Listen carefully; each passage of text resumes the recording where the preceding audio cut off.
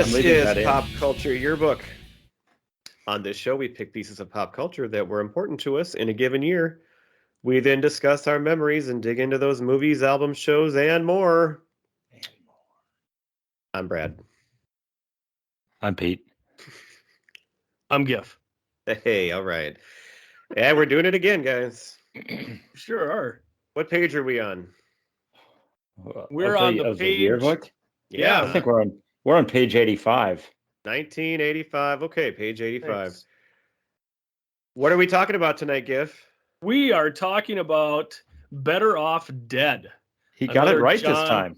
Another John Cusack classic. I thought you were going to say John Hughes there. That was... I was wavering between Hughes, Candy, and Cusack, so I could have went quite a few different directions with that. And so no wrong direction there, by the way, Gifford. Those are all good directions. Why did you pick the movie? Why did I pick the movie? I was browbeat into it by the two of you. I don't think that's true.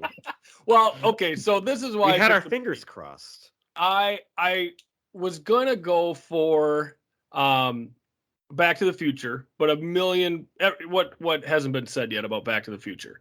And you two had mentioned how much you love this movie. I've never seen it, and I really I obviously trust your opinion. And so I wanted to pick something I hadn't seen before, because when we do all this research, do all this homework, you're rehashing a lot of things. It's fun to pick something that is new and that you haven't seen. So that was a big reason why I picked it. And I didn't pick them, but like watching all those horror movies 2 months ago, that was something that made me more interested, and it was still really fun to do. Right. That's what this podcast is all about. One thing I will say, it's about before education, we get into it, really. You brought up Back to the Future, which, as you said, is it's been talked about ad nauseum. There's nothing more that cannot be said about it. This movie is not talked about enough because, like Back to the Future, there are so many little intricate details that you pick up something new every time that you watch it. But this is a movie that hasn't been talked about like that as much as it deserves to be. So great choice, Gifford. Well, yeah, and I think a little bit of that may be in just that it's not widely available to view. I mean, Brad found one service where you could watch it in 2 parts. Probably illegally. More than likely, right? Maybe we should not be broadcasting that. But, it's not on Amazon or it wasn't Netflix on YouTube even. Or YouTube or, so it's just not in wide circulation. So, it's one of those things that if it's not out there, people aren't going to necessarily see it and fall in love with it all over again. Right. Unless but yes, you have I believe a copy of it or know somebody with a DVD, it's like impossible to watch outside of this one site that I was able to find. Yep. I which believe was totally legal and legit. It may be available internationally because when I Googled it, it came up like it's available on Netflix or was it Amazon, one of the other services. But then you clicked on the link and it didn't, it gave you an error message. So it could be the case where a friend of ours, in reference to an earlier episode, the Christmas Vacation episode, the Ray Charles song Brad referenced, that's one of his favorite, that he could not find it anywhere. But my friend, Paul, we love Paul.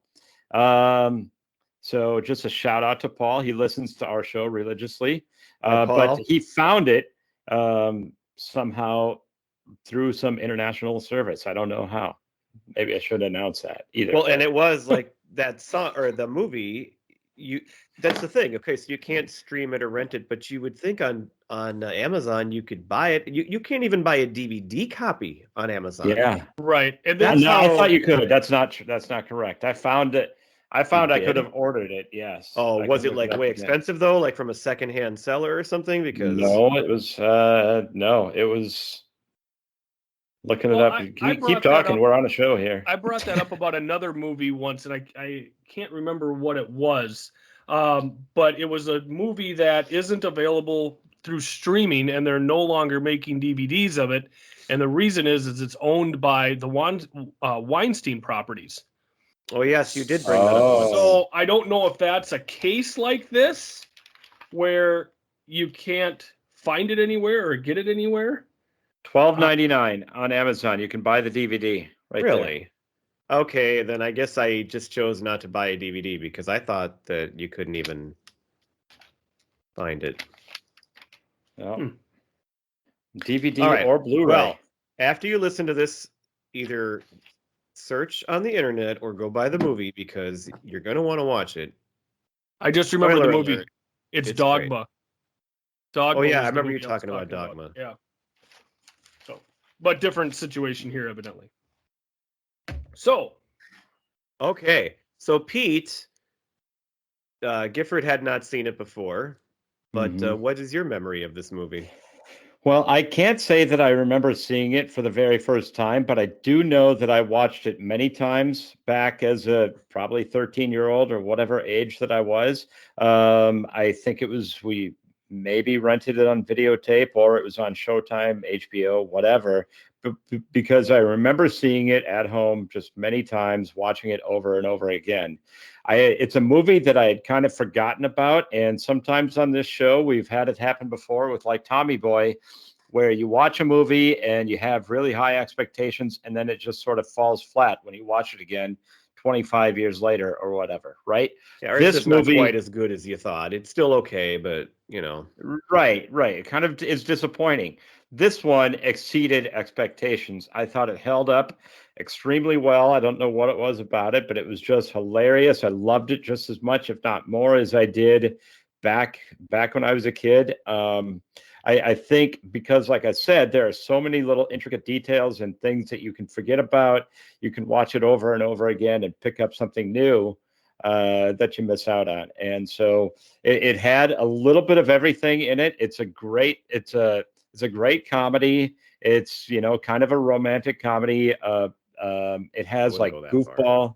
Well, it is though. There's there's a love interest. And it's almost like Naked Gun it's like a spoof. There's just so many odd scenes. Cartoonish things. Yeah. Right.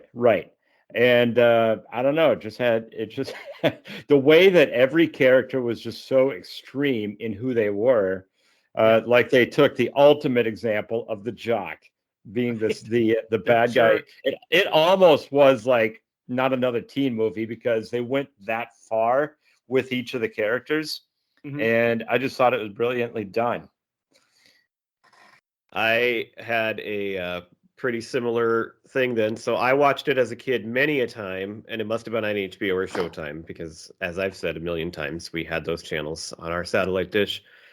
And I remember watching it so many times that like it got ingrained in my head as well as so many other movies. But like you, I hadn't like it kind of disappeared. And again, I mean, like we just said, it's really hard to find. And so I did actually watch it within the last year. I actually watched it on that same link because I don't remember. I don't think I listened to a podcast, but like it came up somewhere and I'm like, I got to see that again. And I found it and watched it. And like you were just saying, Pete, when I sat down to watch it, I had no idea what to expect because it had probably been almost 30 years. And I was just sitting there through the whole thing like, this movie is so good. This movie is brilliant. It's just, there's something going on here. I can't even explain it all, but it is great. And then watching it again this time, unlike the Blair Witch, where you watched it shortly after and hated it, no, it was still great. So we'll let's save our comments for why here in a second, but it was not disappointing. Hopefully Gifford, who only watched it once, got a good experience with it too. Well, and my issue with it wasn't the movie; it was the service that I was watching it on. So Brad sent us these links, and Oh, it's my fault. Okay. No. What I did was I cast it to one of my televisions, but for whatever reason, the picture was awful. Did you have this problem, Pete? I did not have the problem. I did have the problem with a lot of ads. I don't remember hardly any ads except at the very beginning, and it was really good quality. It cut to an ad every 5 minutes. See, so I turned it off of my television and went back to my computer to watch it. And so when you go to full screen, and then like every 5 minutes it would back out of full screen and go into a commercial. for like 30 seconds. So it was difficult to really get any momentum That going doesn't help. while watching it. But the Right. content is hilarious because of how it takes a situation and goes so far outside of the realistic that it is. It's a fun movie. Obviously, I don't have the history with it that you guys do, but and another thing, I'm a Cusack fan, so right away I have a positive impression of the movies. So Okay. So yeah. What speaking I of had written him, down. what? Sorry. What I had written down is that it's not a warped version of reality; it's a stretched version of reality.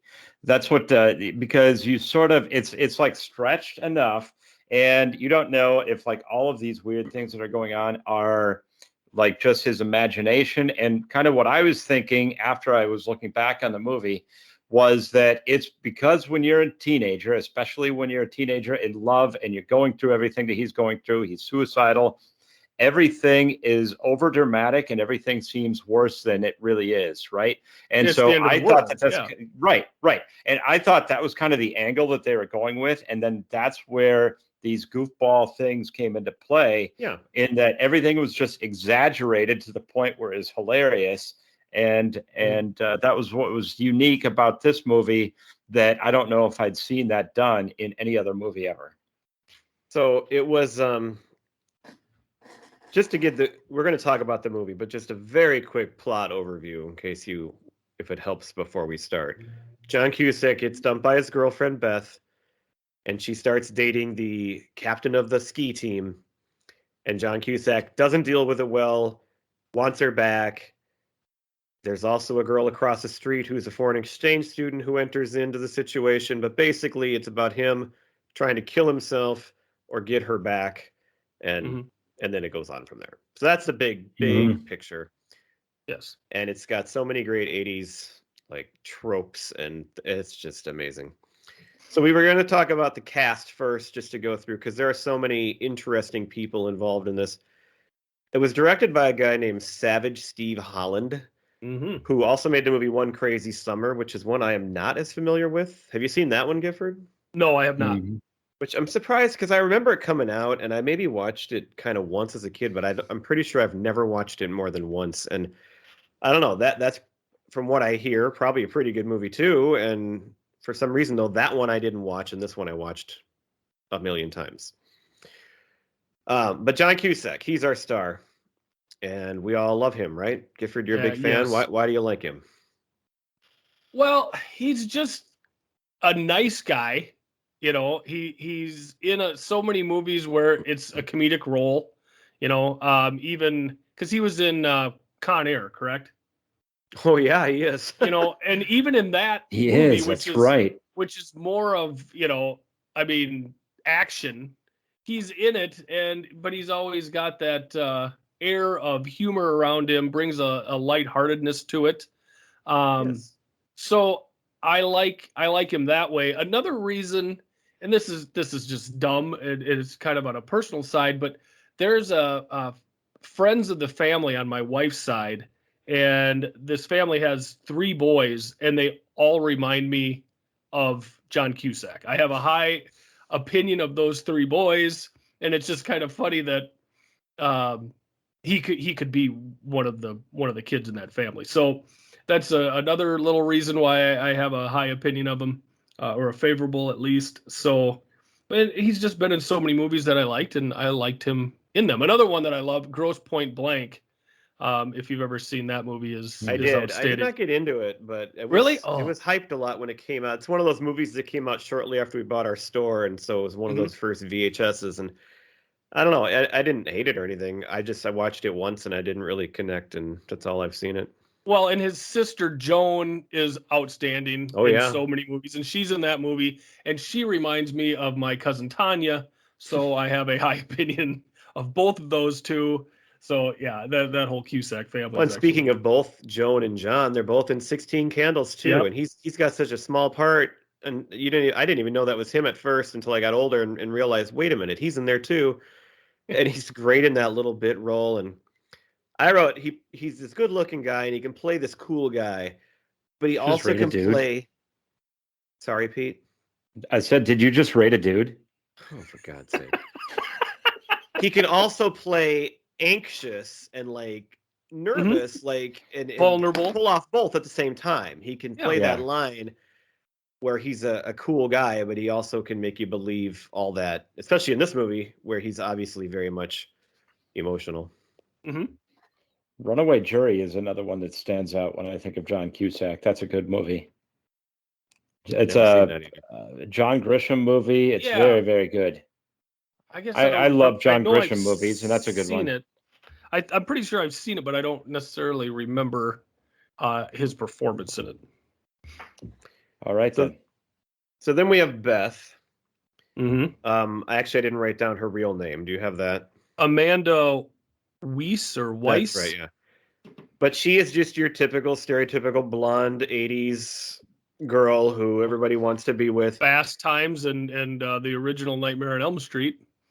Yeah, I mean, and did you know? You're getting to another fun fact. I'm not sure if you watched this episode yet, Giff, because you're watching Cheers, but she plays on 2 episodes of Cheers Woody's girlfriend. Is she Kelly? And no, her name is Beth.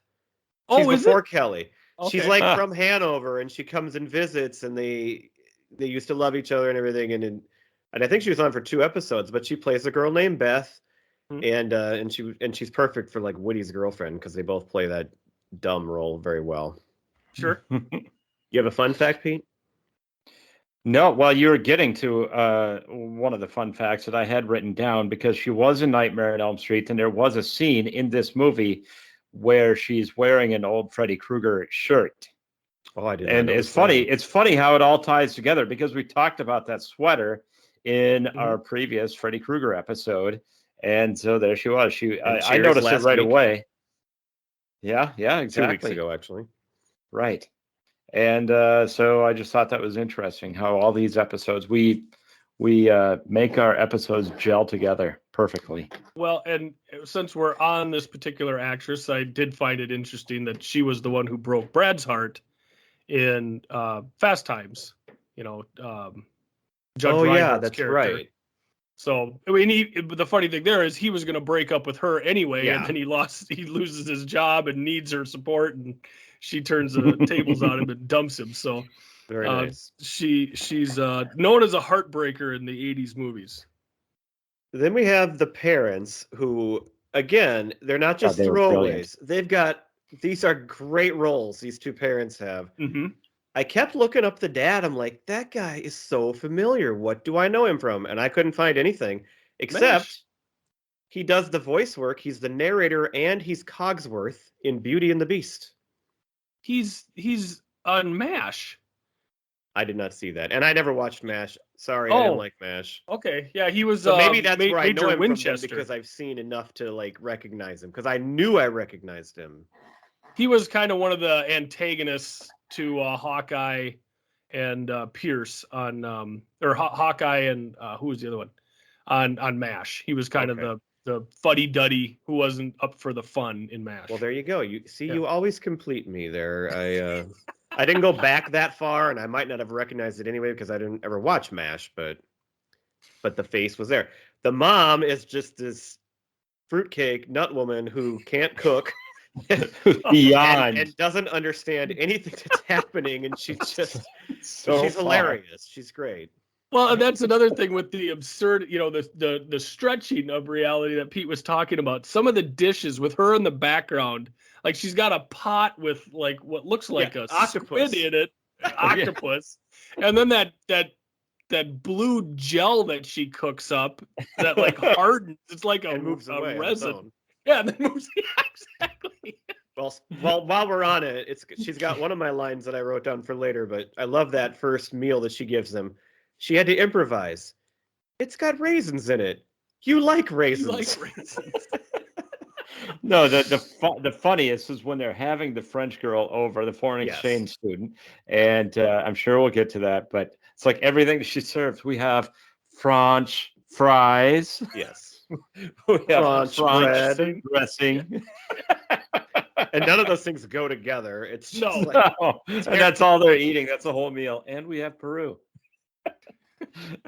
All right, then we get to Roy, who seemingly is like William Zabka. He is the most perfect 80s villain. Yeah. But did you know he only ever did 2 movies? Really? You keep watching this and you're like, I know that guy too. I know that guy. Obviously, he was in more stuff. No, this is it. He quit acting. But you What know was the other- why you think you know him, though?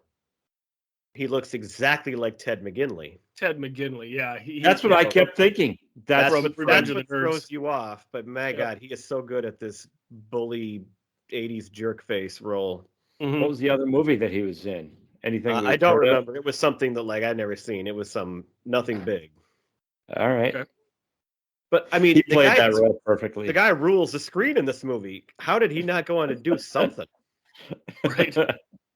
And I love that his name is Roy Stalin. Stalin. Yeah. Yeah, they really punctuate who's the bad guy in this movie. All right. Speaking of Fast Times, the Yeah. teacher is Vincent Chiavelli, Yep. And it's who's the in same Fast kind of role. Times. But you know what I recognize him from in the 80s? Pete, I think you're going to know this. We had Tim Conway videos where he was Dorf, Yeah. and he did a Dorf on golf video, and Vincent Chiavelli was like his caddy, like he was there for some extra comic relief. Yeah, Oh, you're they're right. perfect. That's where I like first knew him, Mhm. but then he was in Fast Times in this movie too. And he's great. Say- Oh my God. That we're gonna get to that scene at the Hold on, math I class. got caller number 10 coming in.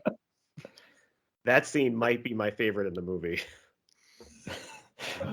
Sorry. I thought I turned the ringer down. Oh! Yeah. Here's another one. So the mailman that comes and gives the book How to Pick Up Trashy Women to the Yes. kid. His name is Taylor Negron. He's in 2 very distinct things that I'll remember forever. So he was in the movie Punchline with Sally Field and Tom Hanks. Okay. Pete, I think you know this line too. He gets up, he's a stand-up comedian, and it's the only line I remember from the whole movie. He's talking about how people want to buy a carpet, and he goes, "You don't want a carpet. You want an area rug." And that's like the whole joke. Well, and he's been in a million things. then I'm trying to remember what he I is the remember from. the hairstylist who tries to get Elaine's BO smell out of her hair with tomato sauce on Yes. Seinfeld. Oh, That's what it is. Yeah. Yes. Can't miss it there. So he went on to these things. The Right. fast food owner was in Porky's. Yeah, he's Porky. Before that. He's the namesake of the movie. And then I got 2 more. And of course, the big one is Curtis Armstrong, who played Booger. Yes. And this guy kicked off his I Risky love him. Business. He kicked off his career with Risky Business, Revenge of the Nerds, and this movie. Wow. What a start. Yeah. And then basically didn't really go very far from there. Don't forget the TV show Moonlighting. That was a popular show, and he had a key role in it. Did he really? I didn't know that either.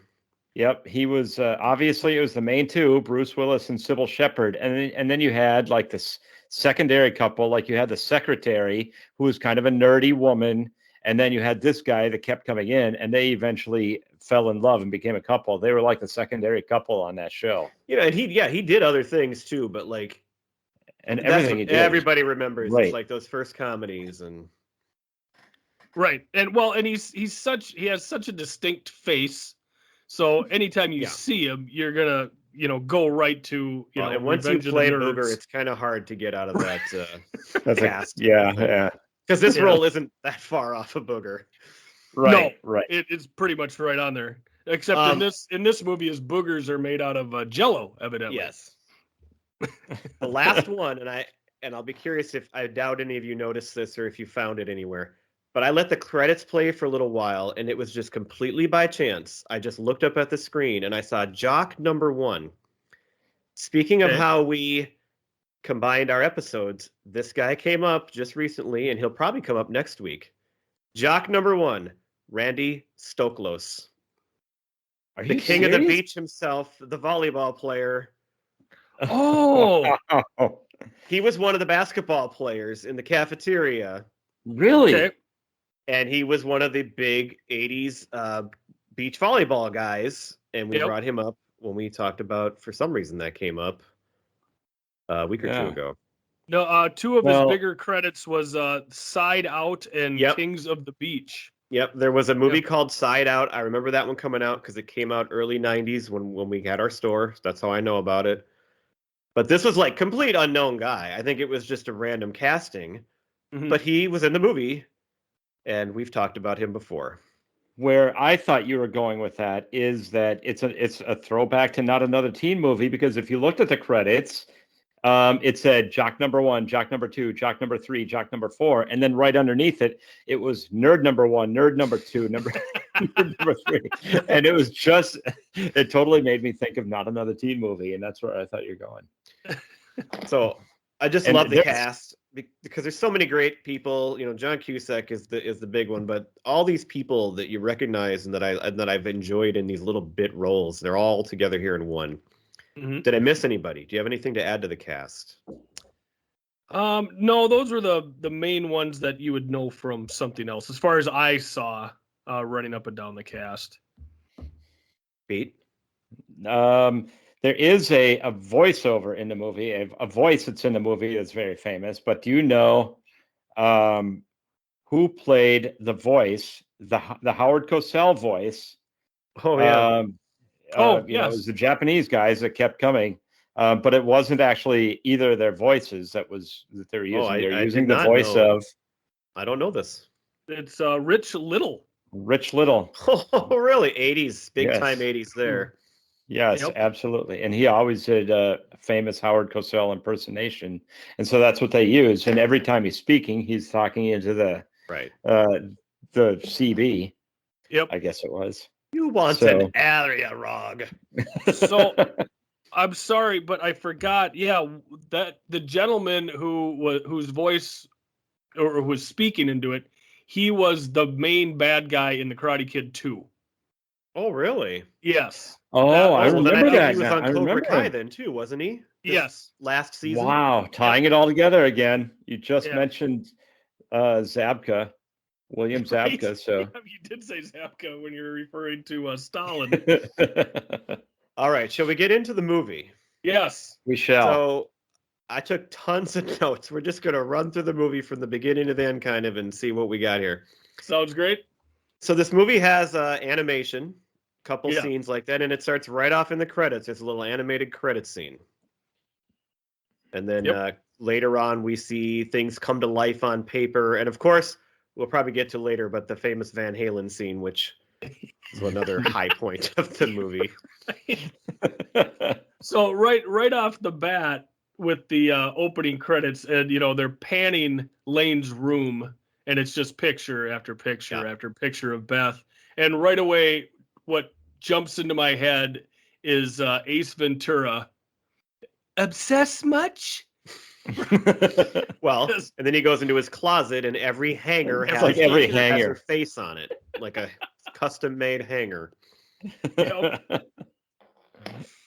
So we meet his parents right away, and we've already mentioned. I think they're just great characters. I love their little arcs throughout the not just the cooking for her, but the whole garage door stuff with the dad, and then we'll get to the dad trying to connect with Lane.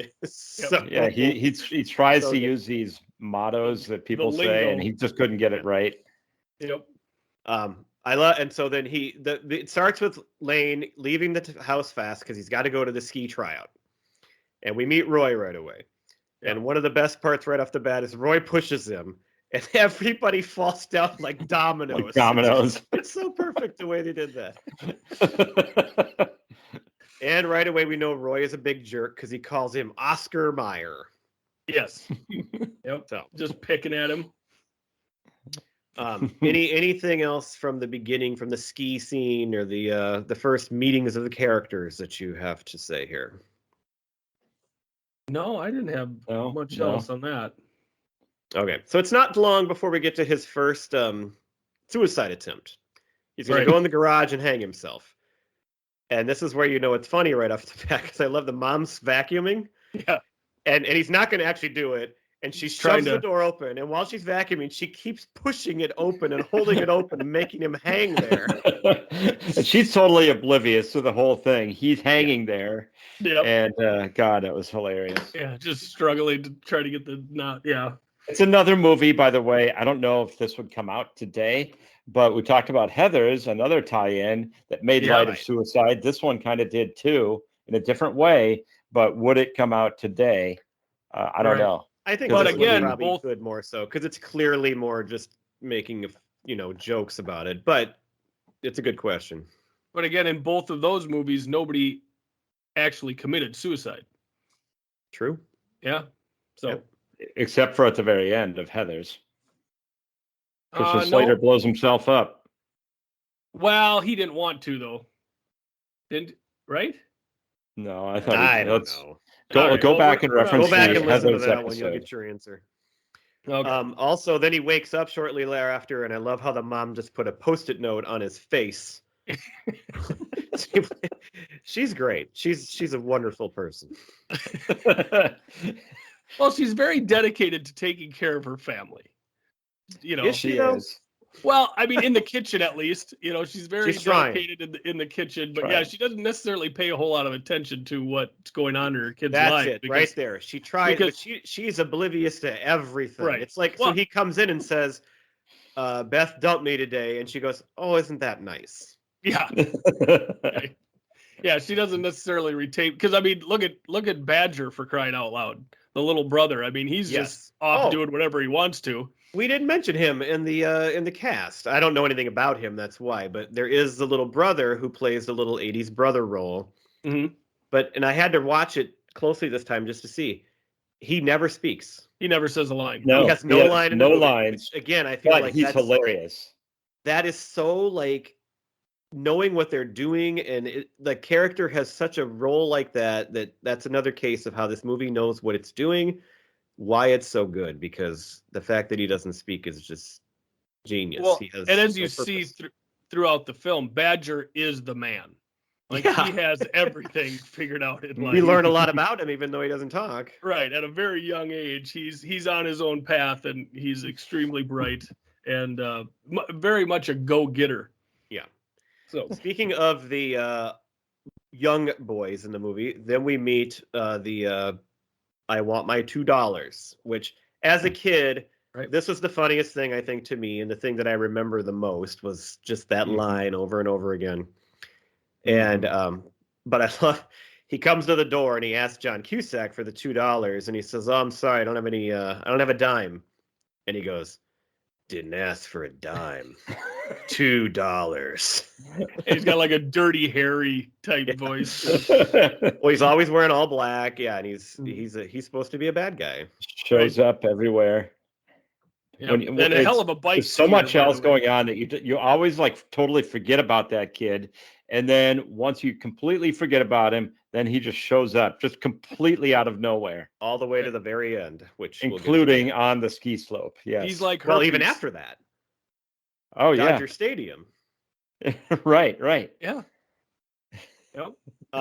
So Lane has to go to school, and I don't know why. I think this is so funny. Again, it's just I don't know why it's so funny in this movie. But he's in the car, and every song, of course, every song on the radio is a breakup song, and Yep. he just rips the whole thing out of the dash and throws it out the window. Right. That makes Yeah. me laugh so hard. Couldn't just turn it off. You have to Yeah, tear exactly. it out, That's tear it out again. of your car. It always goes that step beyond, or Right. 3 steps beyond. Mhm. All right, now we get to the geometry class, Pete. This is a Oh, my classic God. awesome scene. So he's the one that forgot to do his homework, and we've all been there, where everyone else is turning in their work, and then you forgot to do yours. Or He does or have a whatever. piece of paper with a piece of gum in it, though. Right, and he's like just totally he's thinking about Beth and not even caring about the class. Every other student is totally accentuatedly over excited about the class. They're like, It's "Ooh, not just that he ooh, didn't do ooh." his homework. They are the biggest. They love their class so much that everybody would never miss their homework. Well, and when I was he's watching the most this- boring teacher, just like he is in Fast Times, and he's just like droning on, and everyone is just like laughing at it. But then it's a joke. And then when he gets to the end, and they all just bust out laughing. It's right. so funny. Well, and I kept thinking, like, is Lane fantasizing here? Like, is this the way he's picturing it, or are the students really that engulfed in what See, this this teacher? is what I was saying That's earlier. a good question, but I don't think so. I think I don't students think so love the either. class. But it This just, is what I seems- was saying. How it? Sorry if I cut you off there, No, but that's fine. this is where it's stretching the truth. But what it does is it makes it makes the viewer feel like that really feels like, even though that's not really how it is, it's what you feel like it is when you're really in that situation. It's like everybody else is all over the class and turning in their Sure. homework, and you're the but only guy it out there. accentuates it. Yep. Yeah, and you're the one guy who doesn't have their work done, doesn't understand the subject matter, even though, there's plenty other people maybe in class that don't get it, but in your mind, Oh no, you're the only one who's the I idiot. just love all the different binders that come out right away, and the Like, one's so got there's, that like, big printing thing that out. unfolds, and the briefcases, and the And he's got a piece of paper Yeah. that says homework with chewed up gum. Do in it. homework. So then he has to go up to the chalkboard, and then he scrapes the chalk, and they show the class, and every kid's hair is standing straight up. The visual of that is hilarious. Yeah. And he just goes, sorry. Like, But this is why I don't think any of that's like imagined, because then he does imagine things when he's up there. Like there's that's another what I little thought too. Yeah. and he gets all flustered by his imagination, and he's trying to work out the problem, but it ends up being a pregnant woman. Pregnant woman. that Yeah. he draws. And he draws with the compass. He uses the big compass. Yeah. So Yeah. that's the circle, is the pregnant woman. And then the teacher asks, would you mind if I took out Beth? Yeah. He thinks he's going to get in trouble because of how bad he was, and the teacher wants to ask out Beth too. And There's the one other mailman thing. wanted to take out Beth too, right? Did Who? the mailman? Yeah, The he mailman wanted to. Yep. But then after school, he sees the teacher driving home with Beth in the car with him. Right. The last thing in that scene that I love too is, so at the end he says class is over, and they all go, "Aw," and then he says, "Okay, your homework is to memorize pages 39 to 110," and everybody goes, Yay! "Oh, right, yeah." It's just great. And as a teacher, that's not how it is, but that's hilarious. No? Speaking of the school, one of the best lines in the movie is so he goes to Booger now for help, not Booger, but Charles. And he says, "Lane, I've been going to this school for 7.5 years. I'm no dummy." Yeah. Or this Like high school, Pluto. by the way. So Yes.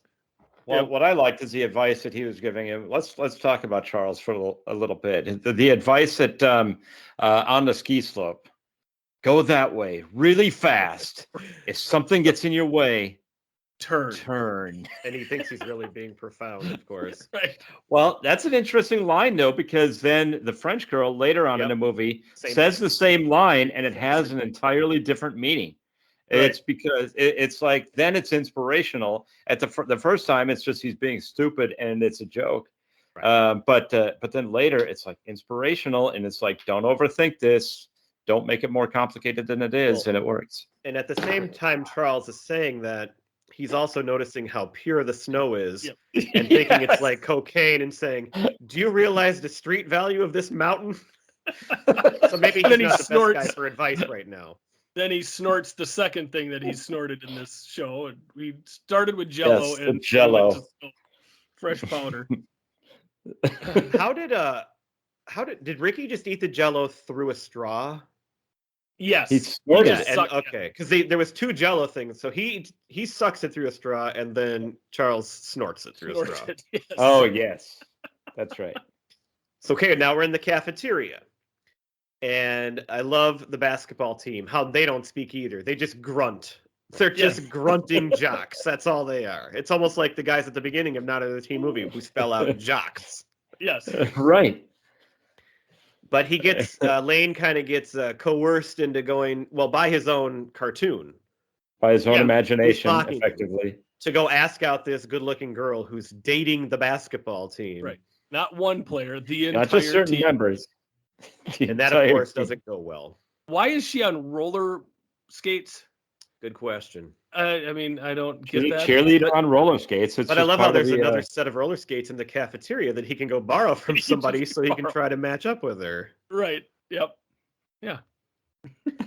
Okay, this brings us to the most crazy, funny, and out of place line in the whole movie. So he's going to go kill himself again. He's on the bridge. Charles comes, and Talks to Charles him. is going to like stop him. It was Charles, right? Yep. It was Charles. Right. Yep. But then he pats his back as he leaves and actually pushes him off the bridge, and he falls into a garbage truck to save his life. And there's just two random African American guys working in the tree who go, "That's a real shame when folks be throwing away a perfectly good white boy like that." That's like the most 80s line. Like, what the hell? But it's so funny. That's a real shame. Right. Because he is literally in garbage, so that's what makes it fun. And for them, that's what they're seeing. You know, they didn't see him jump off the bridge or fall off the bridge. All right, we got Christmas next month. We have some Christmas scenes. Yes. What did the mom give everybody for presents? Do you remember that? Yeah, They TV probably dinners. appreciated this gift. Yes, that's right. Swanson TV TV dinners. TV dinners, not her usual cooking. What did the dad get, Pete? The dad got the armadillo coat. Aardvark. Oh yeah, that's what it was. Aardvark fur. It's real aardvark fur. And he starts scratching like right away. Wow, it sure is warm. But this is another. She says everybody's going to be wearing them, and you think, okay, that's stupid, but they go outside. They have to check on the garage door, which breaks again. The dude next door is wearing the same thing, and it's just that's funny, right? Because you would never have expected to actually see somebody else wearing it, even after she said that. Yes. Oh yeah, the reason they went out there is because he fixed all the windows in the garage door. Yeah. And he's got a nice bow on it. At the same time, Lane is now trying to kill himself in the garage with the car on. Yep. And he puts it in gear and smashes through the whole thing while they're watching. This is his first honest attempt. That's the closest he got, yeah. Because his first one with the hanging, he realizes it. He's like, wait a minute, this is death, is what he says. And so he tries to undo the noose.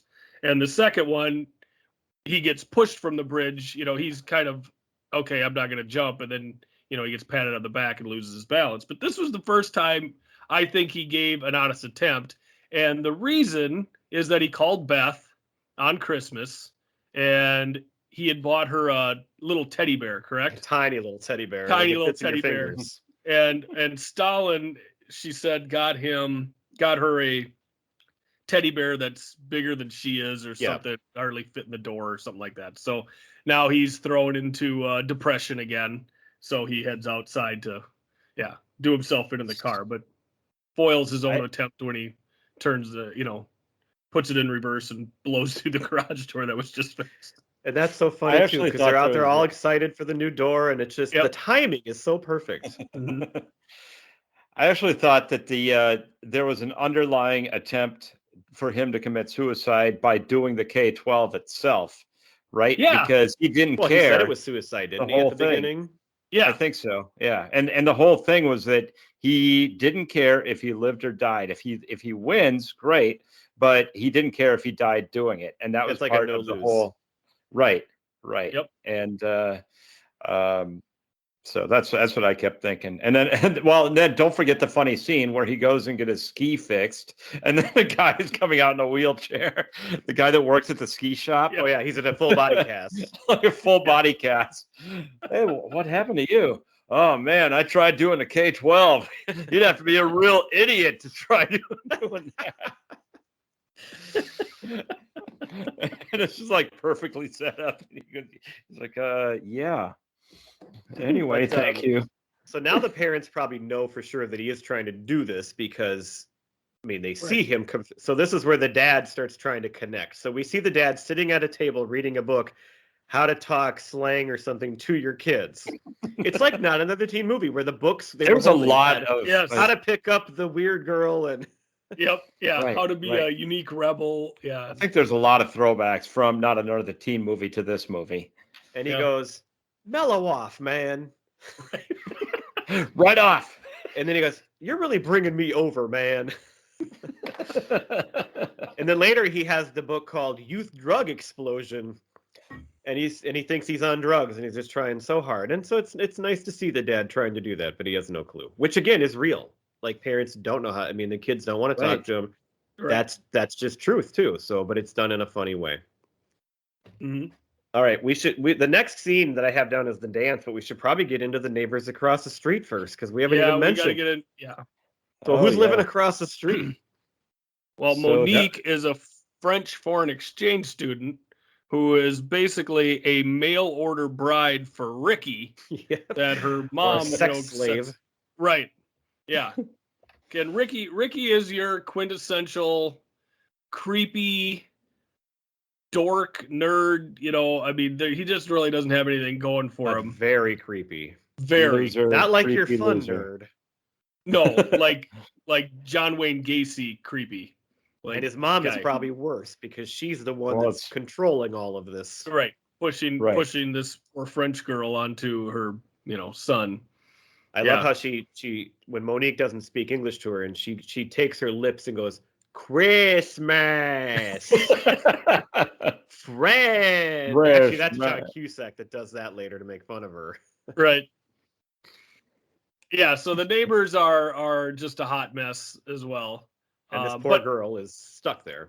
And early on in the movie, you see her looking out her window towards John Cusack's house, and so that lays the seed right there that she's interested in Lane. And I don't know if she's interested. She just wants out. She wants out. House. Yeah, and she sees this weird activity next door, I think, too. That just like, what's going on over there?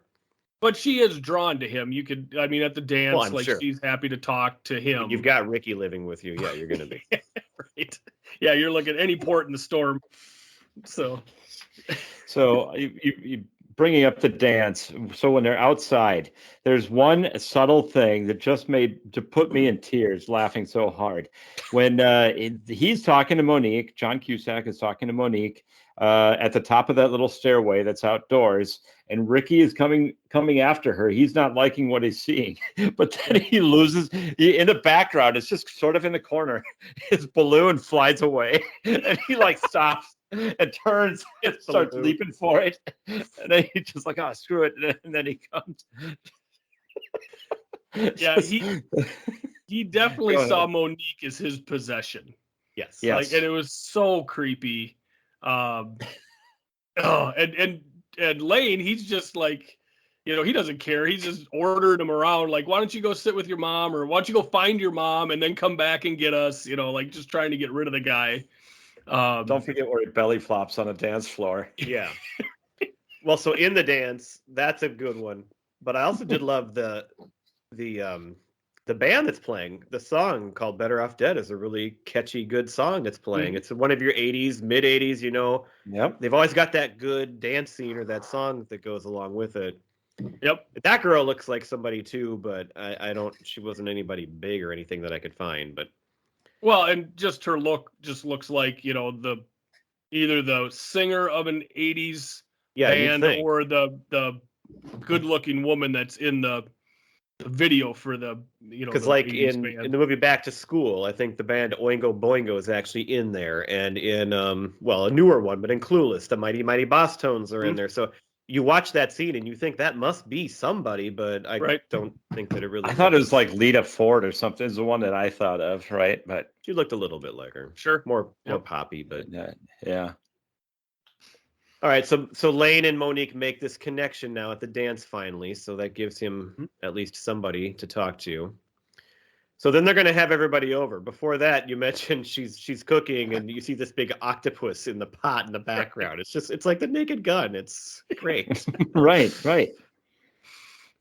Actually, before that though, we've got the scene where he's working at the restaurant, and so this is one thing I didn't get. So he kept running into the owner of this restaurant early in the movie. Now he's working for him? He's a lot. Yeah, I thought that too. Are we supposed to assume he made him work there because of, like, it's like in Seinfeld where you got to be butler now because you don't have insurance or something? I thought his dad got him the job. I thought that was the deal. Did he? That was, yeah. Yep. Oh, Yeah, okay. Elaine's that's dad that's what I set him up. thought too. Right. But I love the line. He's going to go get to work, and he goes, I got to go wash my hands. I want to work at the meat. You wash your hands on your own time. This is the owner of the fast food place. Yes, Porky. Then the most surreal part of the whole movie, he's making a burger, and he starts putting a patty together, and it comes alive as... It's like a Frankenstein kind of scene. But it's like David Lee Roth. He's singing Everybody Wants Some by Van Halen and does a whole little dance video. Claymation section. It's great. And then you got the fries, right? The fries were singing too, and What a great the song. fantasy. It's fun. And then he gets kicked out of there, and guess who's there when he's laying on the floor? Right. Stalin. Roy Stalin. Yep. And he winks at him. Yeah, he keeps. Yeah, and that comes back later. He keeps using that later in the movie. Speaking of asking out Beth, he goes home and he's watching the Flintstones. Barney Rubble asks him through the TV if he can date Beth. Yeah, Beth was one fine piece, evidently. Everybody wanted the mailman, the teacher, Barney. Okay, now we get to the dinner scene. And this scene actually saves his life because he's on his way to kill himself again. And the mom grabs him in the hallway and says, everybody's here already. Yeah, she doesn't understand what he's doing. Like, she doesn't, He's wearing all these big robes or well, whatever. Doesn't he have a tie around his forehead? So he kind of looks like he's Rambo. in the room with Lisa. Yes, yes. But then, so now the mom talks, and she talks about how Ricky and Monique are learning the international language. The international language of love. Yeah. But so this concoction he had, he's going to blow himself up, right? Yeah, it's gas. Yeah, it's like paint thinner. And he puts it on the table, and she ends up drinking it. The mom. Thinking it's liquor. Mom, lights a cigarette, and she blows, the whole wall of the house blows out, and she blows up. Not dead. Right. But that leads to another great line. And then so him and Ricky and Monique are in the car together. And what does he say there? He says, gee, I'm really sorry your mom blew up, Ricky. I love how he says G first. G, yeah. And then they end up racing those Howard Cosell guys because Monique is all into it and hits the gas pedal. Yep. That gives him some life because it actually works.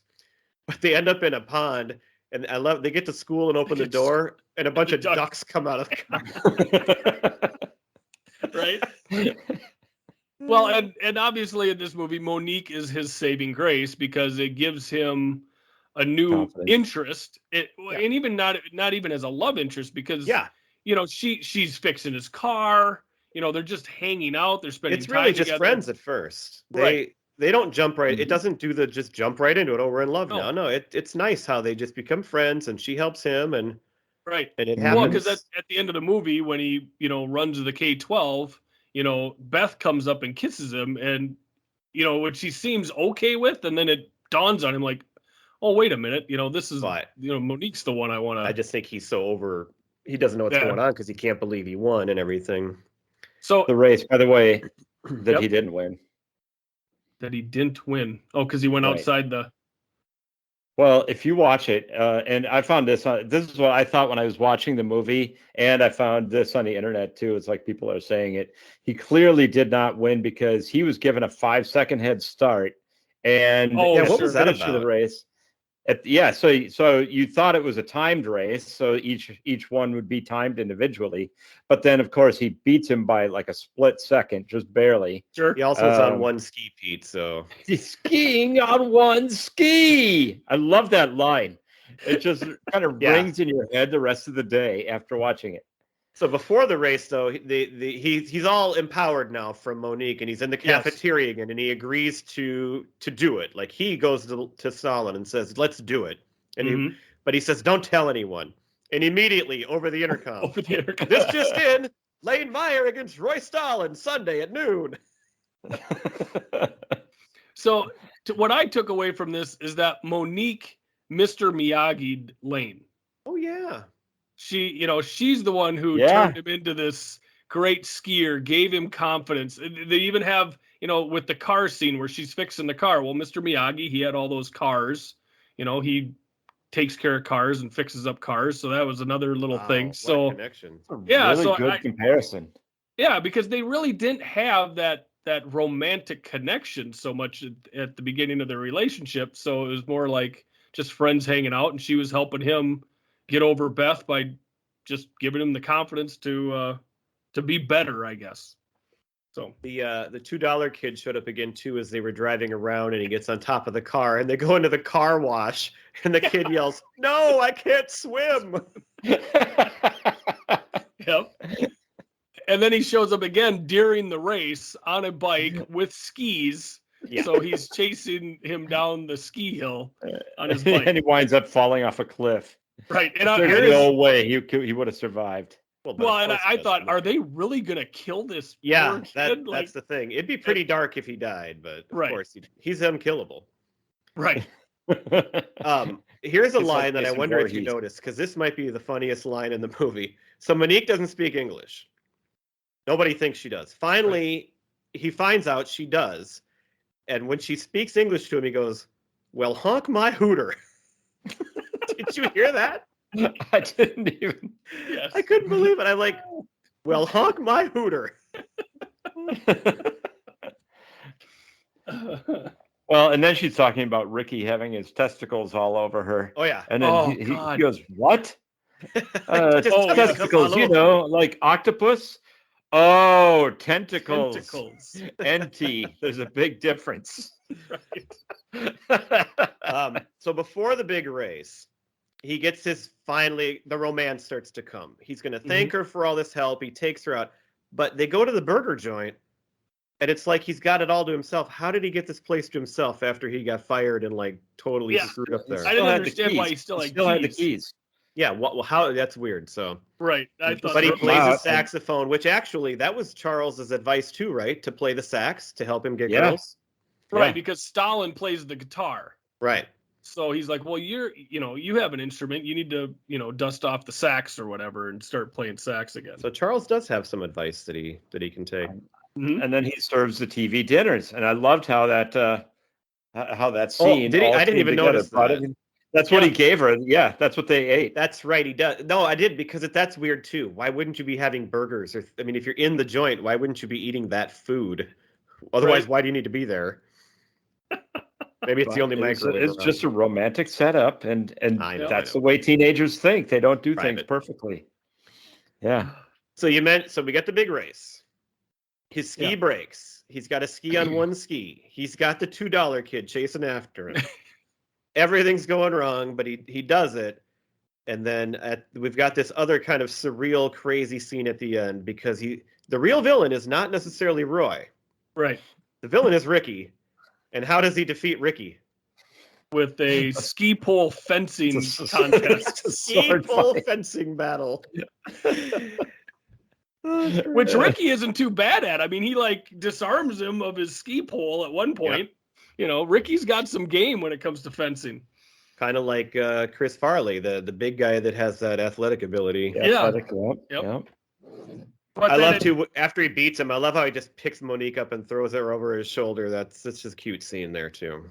Yeah. Well, and it's nice how the fight ends with him throwing Ricky onto the mother. Yeah, they both get it. His mom. So they both get it. Right. Yeah. Yep. So then it ends, and this is a little weird.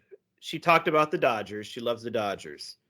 But it ends with them, well, not quite the end, but they're sitting on his Camaro that he fixed at home plate in Dodger Stadium. Yes. They mentioned they're in Northern California, so this is not like right down the road.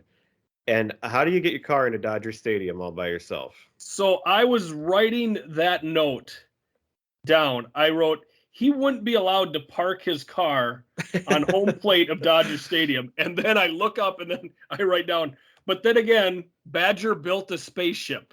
Yeah.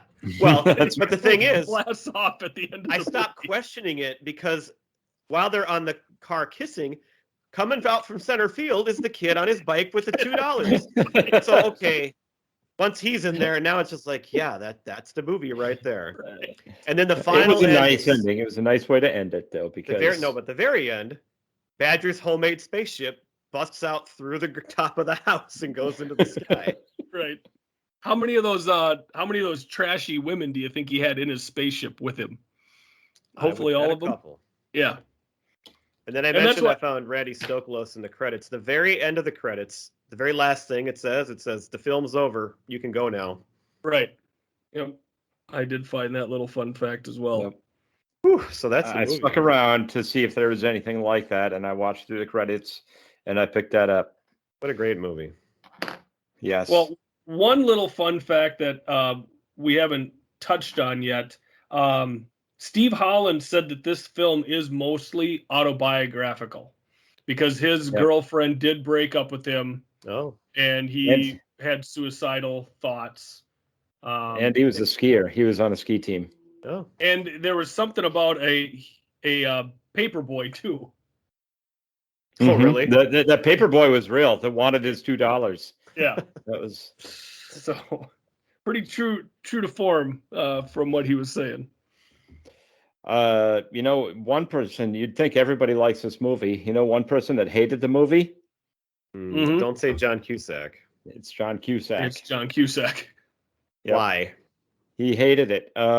Cusack That's hated the depressing. movie, and he was pissed off at the director, saying that he sucked. Despite the initial hatred of the film, as well as director Savage Steve Holland, John Cusack admitted in the 2000 interview that he does not hate the film or making it. While he wishes that some things in it were better, he stated he feels that way about every movie, and is in the end, he is actually happy that it has achieved cult status. Okay, I'm glad you added that part on because.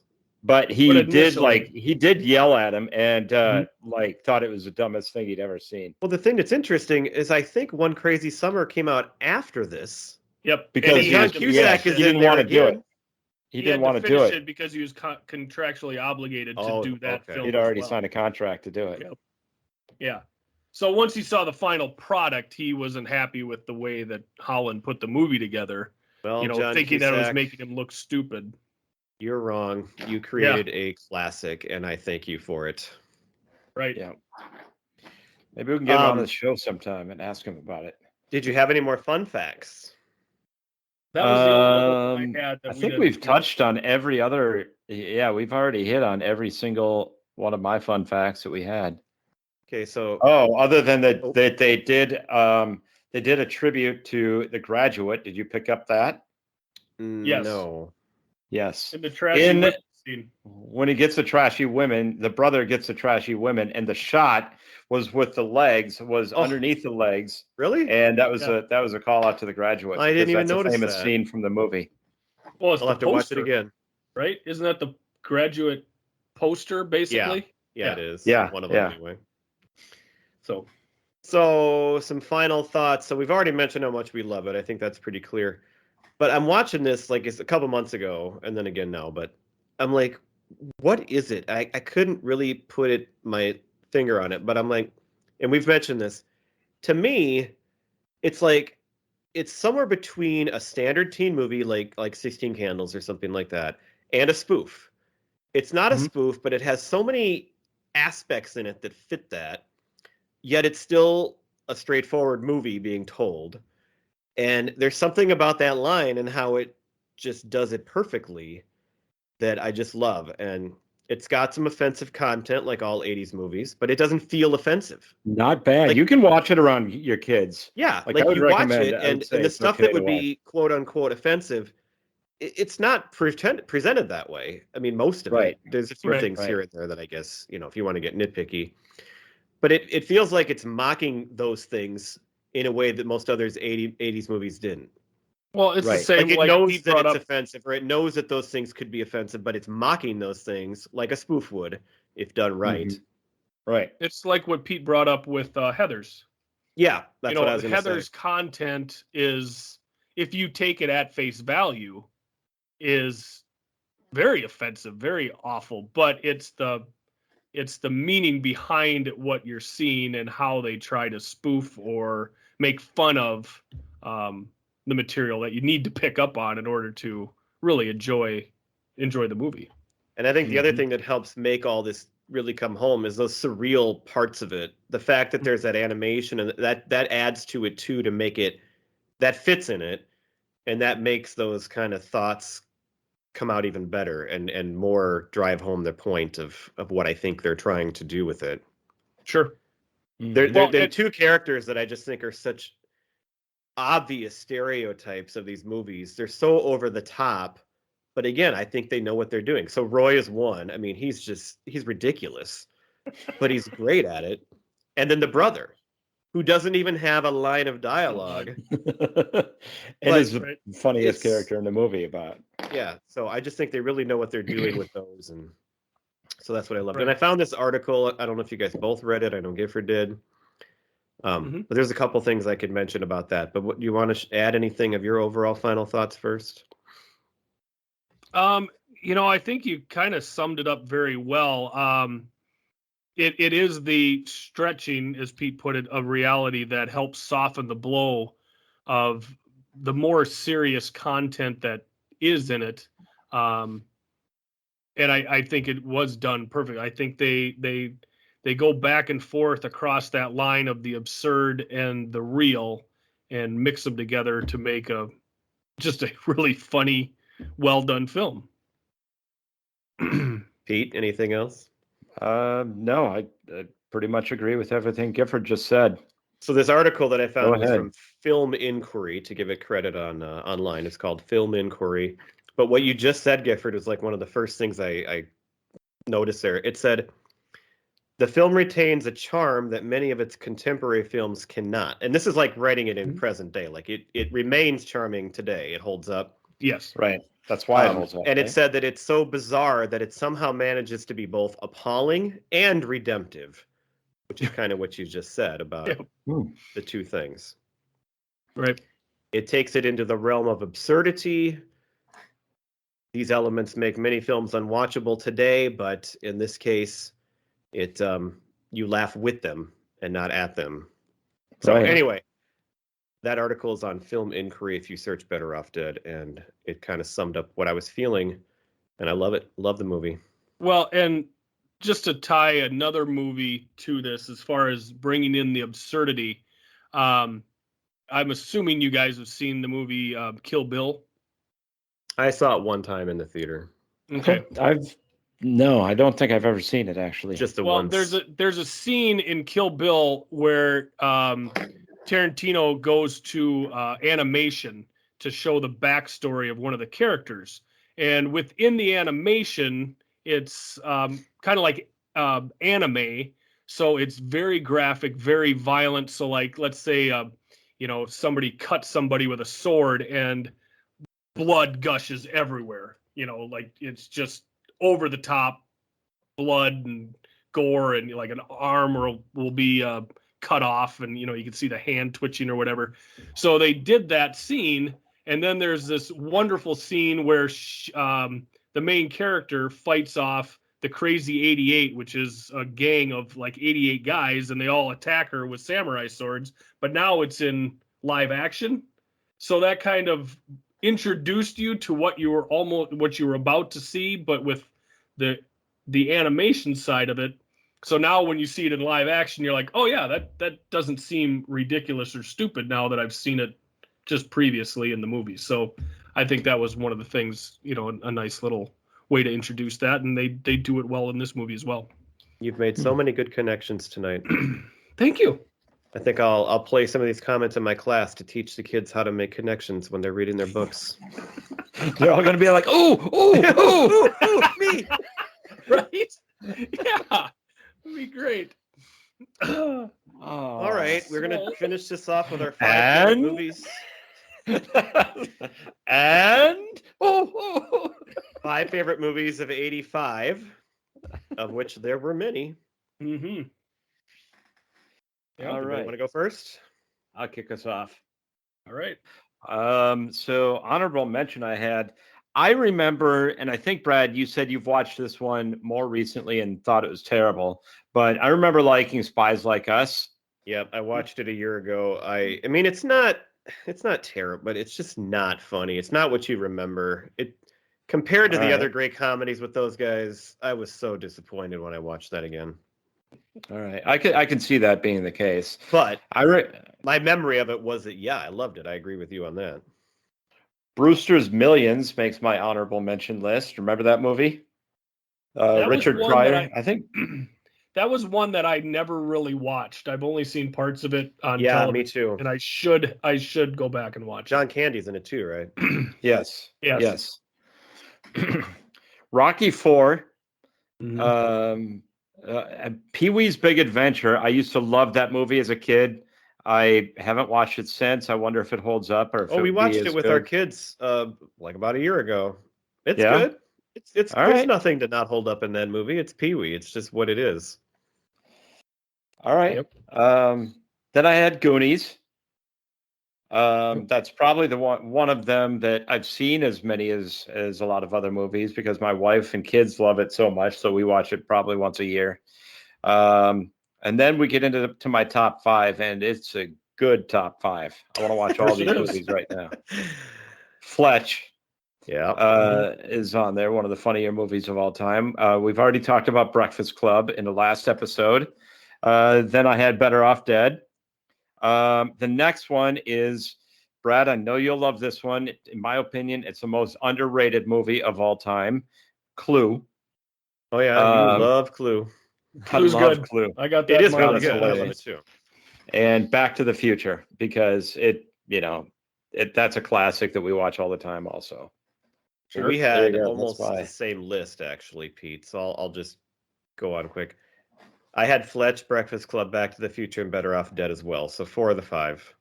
And then I had the Goonies at number 5, just because I've Okay. seen it more than any other probably. Sure. A couple honorable mentions you didn't say. Cocoon came out in 1985. I Oh, remember yeah. watching that. Some of these are weird movies that, like, as a kid. So, well, one is a kid movie. It was called Explorers. That had Ethan Hawke in it. That's a movie I remember just seeing on TV all the time. But then there was like a Fatal Attraction called Jagged Edge with Glenn Close. I saw that later on. Yeah. It's a good thriller. I think it's Tom Berenger maybe too with her from Major League. Yeah. Police Academy 2. See, I was more of a All Police right, that Academy was a good 3 one. guy. 2 was my favorite at first. The Sure Thing so John Cusack not only did One Crazy Summer and Better Off Dead, he did The Sure Thing, which is a fantastic movie too. Not as much of a straight comedy. It's a little more serious. It's not, it's not a stupid comedy. But that is a great movie. I love it. I can't believe you didn't mention Teen Wolf, Pete. I was waiting for somebody to say Teen Wolf. Yeah, that's Teen an Wolf oversight. could be in my top 5 because I could watch Teen Wolf any day. That movie's just it's just so great. It is. Weird Science would be an honorable mention. I don't love it as much as the others, but it's still good. And then we've made jokes about this before. This is a movie I saw in the theater. Witness with Really? Harrison Ford. You saw And that I in the mentioned this the theater? other day. We went to a Gopher game, and I mentioned to my brother, and he remembers too. We were in Des Moines for a holiday or something with our whole family, and the whole family went to see Witness, like cousins, grandparents, and I'm 9 years old. Right. I don't know why, but I saw the movie Witness in the movie theater. Not a You'd never kid movie. seen Star Wars or Indiana Jones, At but that the time, one I had Harrison never Ford seen movie either Star Wars or Right. Indiana Jones, but I had was seen Witness. Witness. Wow. So That's where Dave said Brad is a unicorn. I just thought it was so hilarious that my brother remembered that because that seems like something only I would remember. Yeah. Well, you guys nailed pretty much all of my top 5 and honorable mentions. I had a couple extra honorable mentions in there. Rambo First Blood Part 2 came out this year, and also Commando with Arnold Schwarzenegger and my first celebrity crush of Alyssa Milano. Really? But my top 5, I've got Spies Like Us at number 5, Fletch at 4. Did anybody say Rocky 4 yet? Pete did. I did. Okay, Pete. Okay, that's my number 3, Breakfast Club number 2, and Back to the Future number 1. What a great year. Great list. Yeah.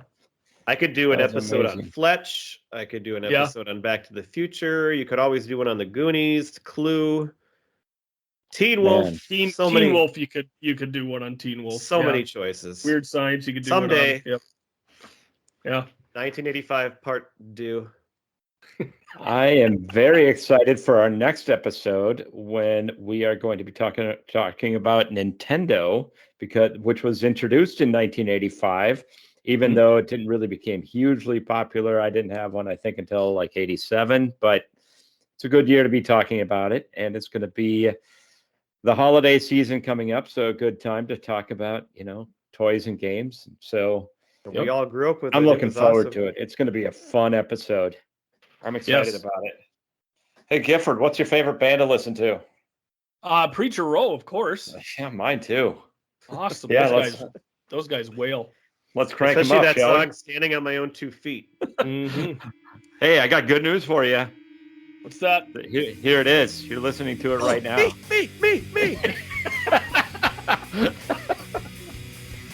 Oh, that's great. Hey, don't forget to follow us on Twitter and Facebook, and leave a comment on Apple Podcasts, and let us know what you like.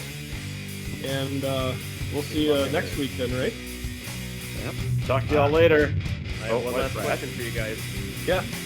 Do you mind if I ask out Beth? Nice.